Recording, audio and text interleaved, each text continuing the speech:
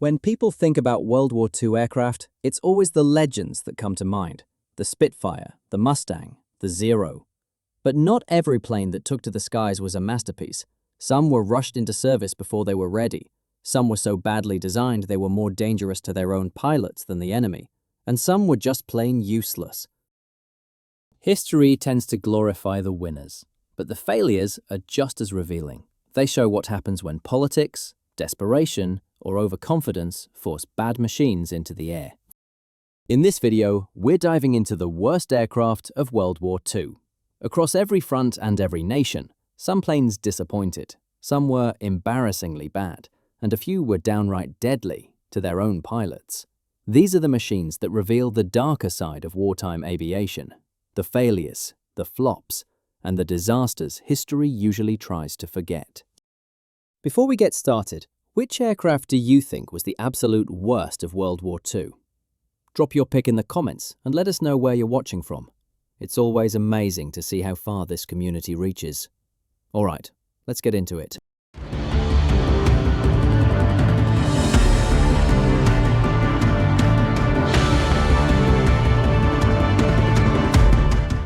If you were a US Navy pilot in the Pacific between 1943 and 1945, chances are your headache had a name stenciled on the fuselage: the Curtiss SB-2C Helldiver. On paper, it was supposed to be the successor to the SBD Dauntless, the dive bomber that sank all 4 Japanese carriers at Midway.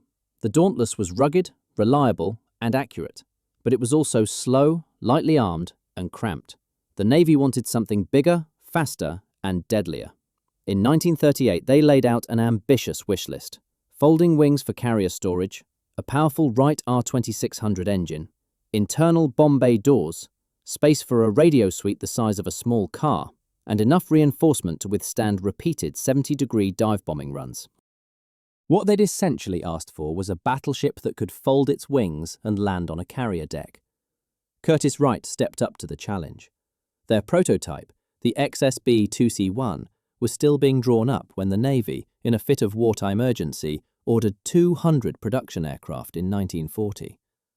The first problem? The plane hadn't even flown yet. The second problem? Once it did, everyone realized it was a dog. The Helldiver's first test flights revealed terrifying flaws. Severe tail buffeting rattled the entire fuselage. In dives, the whole aircraft shook so violently that pilots could barely see straight. Handling was unstable, the stall characteristics were vicious, and the plane had all the aerodynamic grace of a brick. One prototype was lost in February 1941 after engine failure on approach, and another in December when a wing failed during dive tests. Any sane customer would have paused the program, but the US Navy, already invested in a new Curtiss production plant and thousands of workers, couldn't back out. With Japanese expansion accelerating, they needed dive bombers yesterday.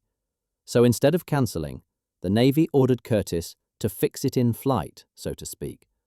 Engineers scrambled, lengthening the fuselage, enlarging the tail, and reinforcing the airframe. It helped a little, but the fundamental compromises were baked in. By the time production SB-2Cs rolled off the line in late 1942, they were already late and already overweight. The prototype's empty weight had ballooned from 7,100 pounds to over 10,000, thanks to all the extra equipment the Navy insisted on cramming inside: radios, cameras, hydraulic systems. Yet the engine remained the same. The result was predictable. The Helldiver was sluggish, struggled to climb, and handled like a bus on ice. Carrier aircraft need to be nimble, forgiving, and responsive. This thing was none of the above. If you were unlucky enough to fly one, the cockpit looked less like a fighter and more like a plumbing experiment gone wrong. Nearly everything relied on hydraulics: landing gear, bomb bay doors, dive flaps, wing folding, even the regular flaps. Pilots joked that it wasn't an aeroplane, it was a hydraulic jungle. When those systems worked, the Helldiver could neatly tuck its bomb load inside the fuselage. But when they failed, and they failed constantly, the results were humiliating or lethal. Bombs often remained trapped in the bay because a valve was stuck. Landing gear refused to extend, forcing water landings. Hydraulic fluid leaked into cockpits mid-flight, coating the pilots who were supposed to bring their planes home. Maintenance crews worked around the clock patching leaks, replacing lines, and cannibalizing parts just to keep squadrons operational. One captain of USS Yorktown put it bluntly: "We spend more time fixing Helldivers than flying them." Carrier operations only made things worse. The Helldiver had a long nose that completely blocked forward visibility during landings, leaving pilots guessing their way onto the deck. Its landing gear, already fragile, developed a reputation for collapsing at the worst possible moment. Testimony from British Fleet Air Arm officers, who tried the plane before rejecting it, described serious carrier landing accidents during evaluation, and the type was rejected without entering service. Navy Captain Joseph Clark, commander of USS Yorktown, even recommended cancelling the Helldiver program after watching his pilots wreck one after another on his deck. And then there was its core job: dive bombing. The Dauntless had excelled here. Steady in a dive, accurate and predictable. The Helldiver? Not so much. In steep dives, the airframe shook so violently that bombardiers couldn't keep their crosshairs steady on target. Hitting a maneuvering warship was already a razor-thin challenge. The Helldiver made it nearly impossible. Accuracy plummeted, even though it carried a larger payload. Worse, its sluggish climb rate left it lagging behind strike groups and vulnerable to interception. Carrier doctrine depended on coordinated attacks, and the Helldiver often couldn't keep up.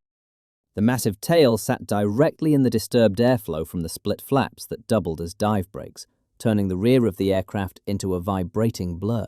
Some pilots genuinely didn't know if they'd pull out of a dive in one piece. Others simply couldn't hit anything because their sight picture shook like an earthquake. That earned the Helldiver its less than affectionate nickname, the Beast. A few crews went further, dubbing it the son of a bitch second class. The Navy couldn't afford to ditch it, so Curtiss kept patching. More than 800 modifications were eventually made: a reinforced fuselage, a bigger tail, perforated dive flaps, improved dive brakes, and later models with more powerful engines. The fixes worked, somewhat. By the SB2C3 and 4, the Helldiver was finally stable enough to be trusted in large-scale operations. But by then, its reputation was already poisoned. Pilots still preferred the older SBD Dauntless, which, ironically, often outperformed its replacement in real-world combat in terms of reliability and accuracy. The British flatly refused to use the Helldiver at all. The hidden cost was enormous. The Navy had already locked itself into early production orders before the prototype had even flown, and by the time its flaws were obvious, Curtiss already had a new factory, signed contracts, and thousands of workers on the payroll. Cancellation was politically and logistically impossible. So the Navy doubled down. More than 7,000 were built, despite constant complaints. Every fix drained money, labour and time that could have gone into cleaner, more reliable designs. While Grumman was producing the superb Wildcat, Hellcat and Avenger, Curtiss was sinking under its own mistakes. And yet, for all its faults, the Helldiver still fought. They flew nearly 19,000 combat sorties and were credited with helping sink over 300 Japanese ships of all types, including participating in the attacks on the battleships Musashi and Yamato. That was less a testament to the plane itself and more to the skill and sheer determination of the Navy pilots who wrangled it into battle.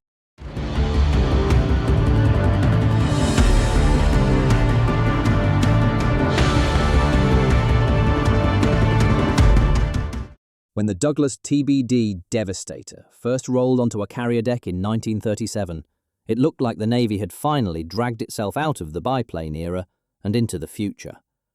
This was the first all-metal monoplane torpedo bomber in US service. Enclosed cockpit, folding wings, and a semi-recessed stores bay that gave it cleaner lines. Next to the fabric and strut relics it replaced, the TBD looked like something out of Buck Rogers. For a brief moment, the Navy believed it had a world-class strike aircraft, but aviation in the late 1930s was a sprint, and the Devastator aged about as gracefully as wet bread. By the time America entered the war in 1941, its once shiny features were already museum pieces, and when the Pacific War put it to the test, the Devastator didn't just fail, it became a symbol of sacrifice bought with terrible odds. The Devastator carried a crew of 3, a pilot, a navigator/radio operator, and a gunner crammed in the back with a single 30 caliber machine gun, later often twin 30s, plus a forward-firing 30 or 50 caliber gun. It could haul either a torpedo or a small bomb load, but not both. The real problem wasn't the payload, it was everything else. Top speed was just 206 miles per hour. That was slower than some bombers, and laughably slow compared to the Mitsubishi Zero, which could reach about 330 miles per hour. In combat terms, it was like showing up to a gunfight with a muzzle loader. Worse still, the Devastator had no armor protection and no self-sealing fuel tanks. One burst of machine gun fire, and the whole plane went up like kindling. By the time it finally saw action, the Devastator was already what pilots called a flying anachronism, a plane out of step with its own era, dragged into a war that had already passed it by. Even if the aircraft had been faster, the Navy's attack doctrine would still have gotten its crews killed. The idea was simple. A torpedo bomber needed to fly straight, low, and level, releasing at about 50 feet altitude, 110 knots, and within 500 to 1,000 yards of the target. That meant lumbering forward in a predictable line, giving every gunner on a Japanese ship and every Zero overhead the easiest target they'd ever see. In the 1930s, this doctrine made sense. Enemy fighters were slower, defenses lighter. But against Japan's advanced aircraft and dense anti-aircraft fire in 1942, the tactic was practically suicidal. Devastator squadrons went into battle knowing they'd be flying into a meat grinder, unable to maneuver, unable to defend themselves, and hoping their single torpedo might justify the cost. As if the airplane and doctrine weren't bad enough, the Devastator's weapon, the Mark 13 aerial torpedo, turned out to be unreliable to the point of comedy. In combat tests, it ran too deep and slid uselessly under its target. Sometimes it wobbled and veered off course like a drunken fish. Other times it broke apart on impact or simply failed to detonate. Pilots risked everything to line up perfect runs, only to watch their torpedoes bounce off Japanese ships like sticks thrown at a tank. In theory, the Devastator was the Navy's carrier killer. In practice, it was a delivery truck for dud ordnance. Everything came to a head in June 1942 at the Battle of Midway. Facing down Japan's carrier fleet, the US Navy threw every strike aircraft it had into the fight. For the Devastator, this was the do-or-die moment. 3 squadrons, Torpedo 6 from Enterprise, Torpedo 3 from Yorktown, and Torpedo 8 from Hornet, launched a total of 41 aircraft. Their mission was to go in low, get close, and drop torpedoes at the heart of the Japanese fleet. What happened next was slaughter. The Devastators droned in at barely 200 miles per hour, straight into a storm of anti-aircraft fire and swarms of Zero fighters. The Zeros shredded the formations with ease. Gunners on the ships tore into the rest. Of the 41 aircraft that took off, only 6 limped back. Not a single torpedo hit a Japanese carrier. Hornet's Torpedo Squadron 8 lost all 15 Devastators, with only one man surviving, Ensign George Gay, who floated in the Pacific watching the battle unfold. A separate Midway-based Avenger detachment of VT-8 also flew, and one badly damaged TBF made it back with 2 survivors. His squadron's sacrifice became legend, but it was also a brutal reminder. The Devastator was hopelessly obsolete. In practice, the attack was a complete failure. No hits, dozens of aircraft lost, and nearly every crew killed. But strategically, it mattered. The Devastators forced defending Zeros into prolonged low-level combat, thinning out the fighter screen. Minutes later, US Navy Dauntless dive bombers arrived from altitude and struck. Whether the Devastator's sacrifice directly opened the door or simply coincided with Japanese CAP mismanagement is still debated. The Devastator squadrons didn't score the kills. They didn't survive to see victory, but their sacrifice opened the door. After Midway, the Navy had no illusions left. The Devastator was pulled from frontline service almost immediately. The Grumman TBF Avenger, bigger, faster, tougher, and armed with more defensive guns, began replacing it on carriers. Within weeks, the Devastator was pulled from frontline carrier service. It lingered in training and utility roles until finally retired and scrapped by 1944. Its combat career was over almost as suddenly as it began.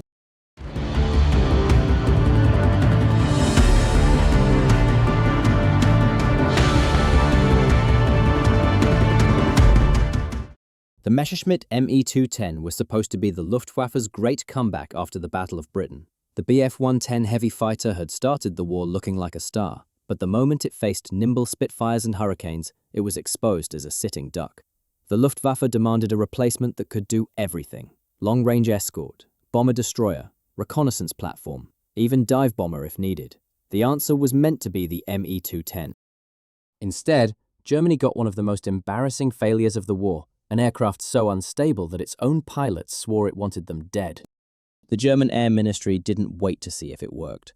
Before the prototype had even left the runway, they ordered more than 1,000 ME-210s, betting on Willy Messerschmitt's reputation and the need to stay ahead of the Allies. It was blind faith, and within weeks of the first flight in 1939, that faith had evaporated. The ME-210's biggest flaw was obvious from the start. It was simply too short.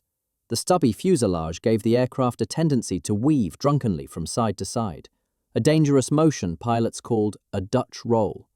In tight turns or at low speeds, it could snap into violent spins that killed more than one test pilot. The aircraft's reputation among crews was immediate and brutal. Flying it felt less like piloting a machine and more like wrestling a snake that wanted to throw you out of the cockpit. Messerschmitt tried to disguise the instability with technical gimmicks. The 210 had an internal bomb bay to reduce drag, powered rear gun mounts so gunners could cover blind spots, and wing-mounted dive brakes so it could double as a bomber. Individually, these ideas were clever. Together, they just made the aircraft overweight and mechanically fragile. And none of it mattered anyway, because the unstable airframe meant pilots couldn't actually use the innovations effectively. It was like bolting fancy gadgets onto a car with square wheels. By 1941, the Luftwaffe was desperate and pushed the ME-210 into frontline service. The results were catastrophic. The ME-210A killed pilots at an alarming rate, not in combat, but during training and routine flights. Accident reports piled up.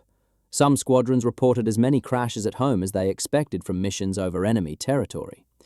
Losses weren't just heavy, they were absurd. Entire production runs were rolled out of factories, declared unsafe, and scrapped without ever leaving Germany. It was such a disaster that the Luftwaffe had to do something almost unthinkable: restart production of the very aircraft the 210 was supposed to replace. The Bf-110, already considered obsolete, was suddenly back in favour and went on to prove itself as a capable night fighter, while its modern successor became a punchline. Eventually, the engineers admitted the obvious. The ME-210 couldn't be saved without major surgery. They lengthened the fuselage, reworked the wings, and bolted in more powerful Daimler-Benz DB603 engines.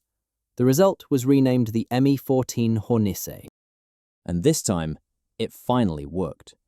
The Hornisse was fast, stable, and heavily armed.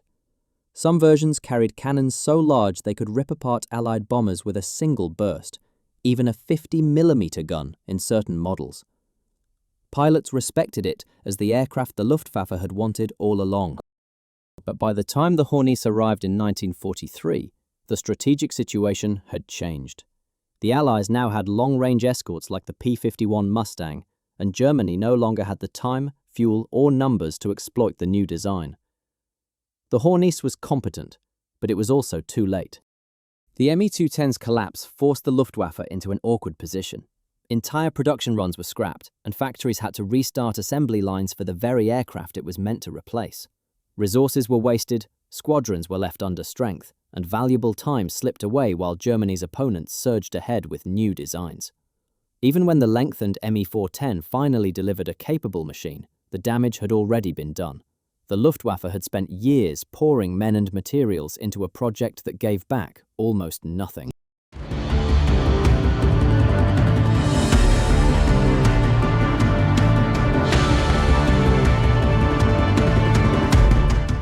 The Luftwaffe fielded some of the most feared aircraft of World War II: the Bf-109, the Ju-87 Stuka, the FW-190.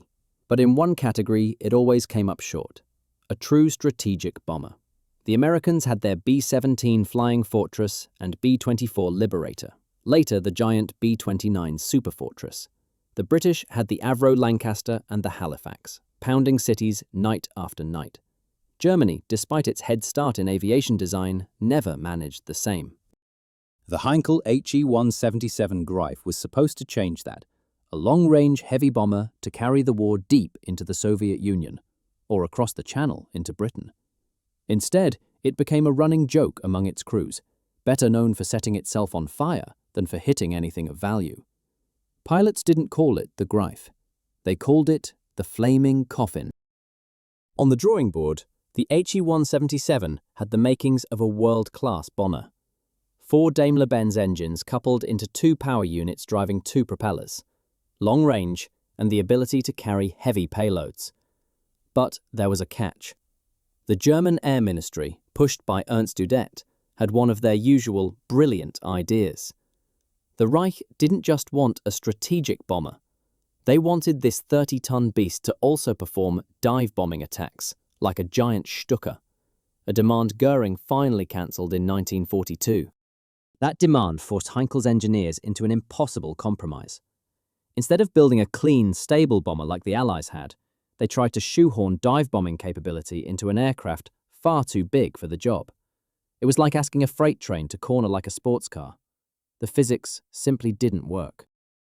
The worst compromise of all was the power plant. Allied bombers had 4 separate engines, each with its own nacelle, easy to cool and easy to maintain. The HE 177, by contrast, used 4 Daimler-Benz engines, paired into 2 massive power systems, each driving a single propeller. In theory, this reduced drag and made dive bombing cleaner. In practice, it was mechanical suicide. The cramped engine nacelles overheated almost immediately. Fuel lines, oil lines, and exhausts were jammed together so tightly that fires broke out at the first sign of strain. Pilots joked that after 10 minutes at full power, you didn't need to drop incendiaries. The HE 177 would happily torch itself. Emergency landings became routine. Crews bailed out over friendly territory just to escape burning wrecks. For many, flying the Greif felt less like a combat mission and more like playing Russian roulette with a fire extinguisher. If pilots loathed the HE 177, mechanics despised it even more. Servicing the monster was a nightmare. Just to reach basic engine components, ground crews had to strip off huge chunks of cowling. Even then, repairs took far longer than on Allied 4-engined bombers. Spare parts ran out constantly because the engines burned themselves out so quickly. The result was that squadrons were always under strength. Out of a dozen aircraft, only a handful might actually be airworthy on any given day. The rest sat grounded, waiting for parts, repairs, or in some cases, mercy killings with a scrap order. Despite its glaring flaws, the HE 177 was deployed. Crews flew them against Soviet industrial targets and against shipping in the Bay of Biscay and Mediterranean. A few units tried missions against Britain. The results were predictable: chaos. The bomber couldn't be trusted to stay in the air long enough to complete long-range strikes. Those that did reach their targets often lost as many planes to mechanical fires as to enemy fighters or flak. Meanwhile, Allied heavy bombers were flying hundreds of sorties per week, raining bombs on German cities. Luftwaffe crews joked grimly that the HE 177 was the best incendiary weapon in their arsenal, not because of its bombs, but because the aircraft itself usually caught fire before it reached the enemy. Heinkel and Daimler-Benz scrambled to fix the disaster. Later versions of the power system engine, particularly the DB610, were somewhat improved, with better cooling and revised exhausts. But engine fires and failures still plagued the type. But the reputation was already poisoned. Crews didn't trust the Greif, commanders didn't believe in it, and Germany's priorities were shifting. By the time improved models arrived, the Luftwaffe desperately needed fighters to defend against the Allied bomber onslaught. The strategic bomber dream was dead. There were even plans for a proper 4-engine derivative, the HE 277, which might finally have rivaled the Lancaster or the B-17. But the program was cancelled in April 1944 before any prototype flew. In total, Germany completed around 1,100 177. On paper, that sounds significant. In reality, very few were operational at any given time. Those that did fly rarely achieved anything beyond frustration and more fuel consumption. The aircraft never launched the kind of sustained bombing campaigns it had been designed for. It never crippled Soviet industry. It never struck at British cities with any weight. What it did accomplish was wasting thousands of tons of resources, endless man-hours, and Germany's one serious shot at fielding a heavy bomber.